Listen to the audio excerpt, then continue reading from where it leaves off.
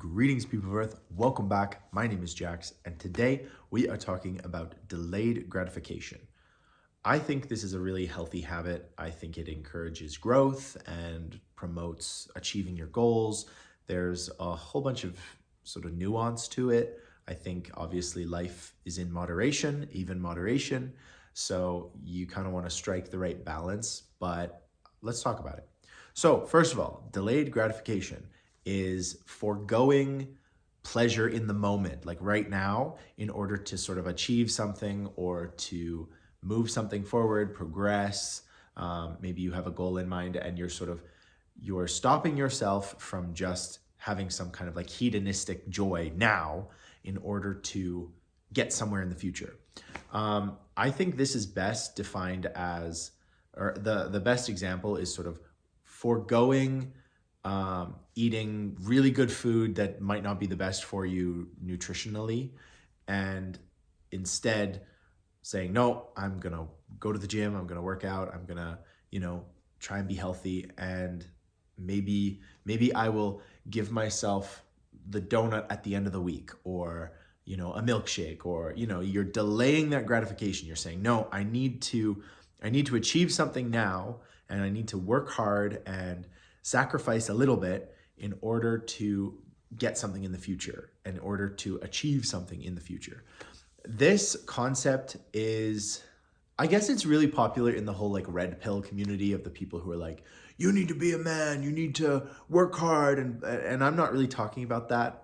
Sorry if you're part of that whole community, but I don't find that kind of language particularly constructive or healthy.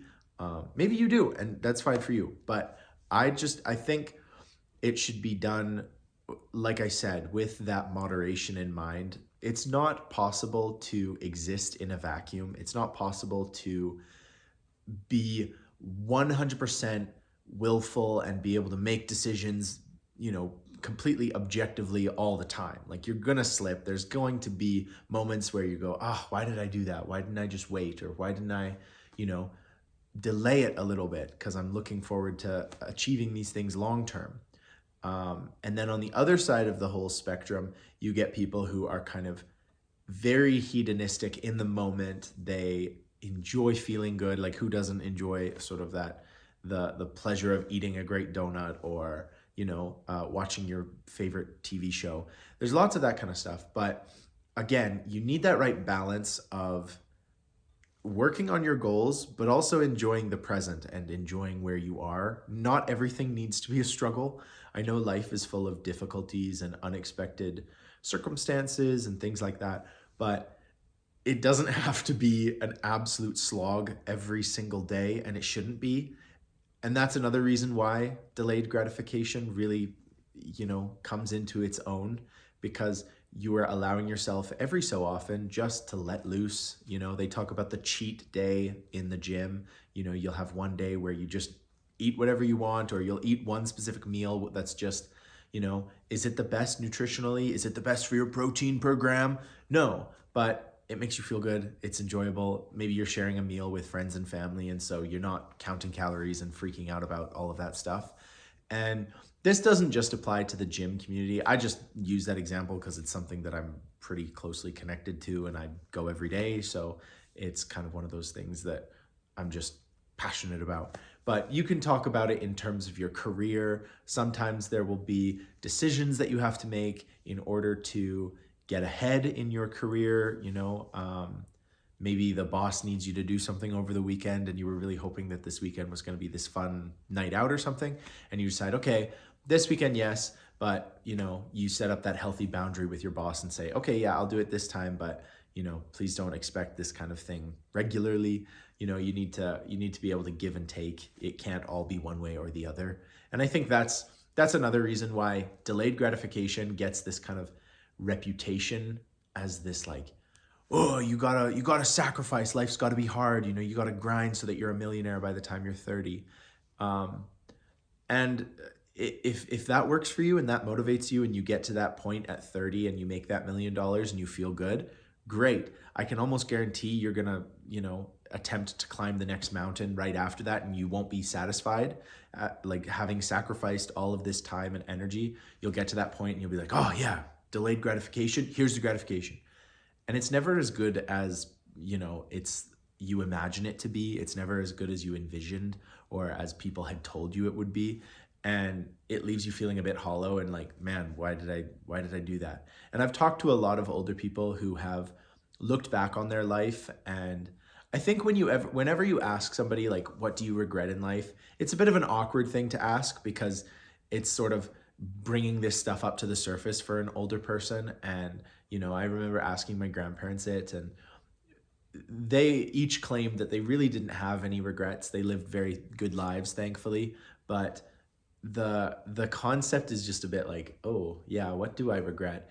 And when they do, it usually comes to something like, I wish I had enjoyed more in the moment. I wish I had gone on that thing. I wish I had, allowed myself to let loose a little bit.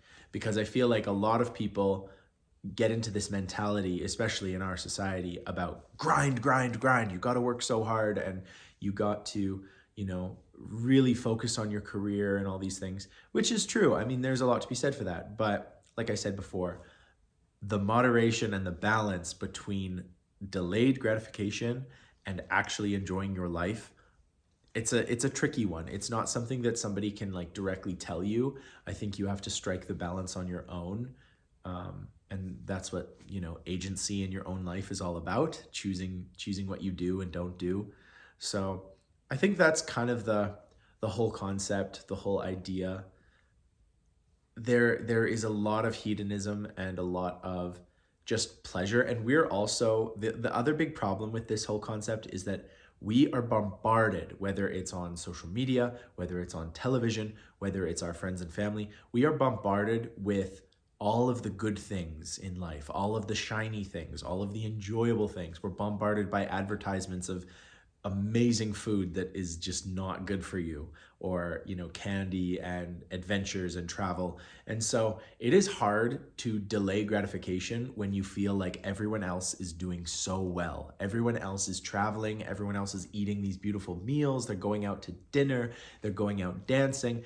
And it can be so hard to stay motivated on your goals and to just try and focus on what you're doing. And I think the best piece of advice that anybody can give you if you're feeling that kind of insecurity or just the feeling of missing out, that FOMO, I think the best piece of advice is do not compare yourself to others, compare yourself to who you were yesterday. And that is a really good metric for success and growing yourself into a better human being, because you cannot compare yourself to Bill Gates or a successful entrepreneur or celebrity or influencer. You have to compare yourself to who you were yesterday. Did I grow? Did I learn? And it's okay not to grow every single day. We don't do that. If we did, 100-year-olds would win Olympic medals. Like, people don't necessarily get better over time, but you can learn to love yourself and appreciate who you are and appreciate the journey you were on and the growth. And I think that is far more healthy than comparing yourself to XYZ, whoever it is in this world, that you feel like you're inferior. I remember when Greta Thunberg started her climate change journey before it got very political and all of that, thinking like, man, she's so much younger than me and she's like already, changing the world. And I sort of felt this like emptiness, which I shouldn't have, because I'm comparing apples and oranges, different life circumstances, different walks of life, different cultures. And so it's unfair to compare yourself to the people you see in the media, because they're kind of romanticized and they're kind of glorified in this way. And it's just not healthy to try and compare yourself. So don't do it. Just focus on what you're doing, and delaying some gratification here and there is really healthy. It's always good to be constructive. It's always good to try and have some willpower and some motivation to really focus on the goal. But there's going to be slip-ups, and those slip-ups are frustrating, but they're a part of life and you need to enjoy them. There's no point slipping up and eating a burger or something and hating yourself for it. Just enjoy it in the moment. You know, you only get to eat so many things on this planet. So that's my little daily advice. I hope it helped. Delay gratification when you can, but don't beat yourself up about it, and don't feel like you need to starve yourself from life in general in order to achieve some goal, you know? So there you go. Let me know what you think. I hope this video was interesting. I hope you're having a great day, a great week, month, year, whatever you're having. I hope it's great. And as always, guys, I will talk to you guys tomorrow.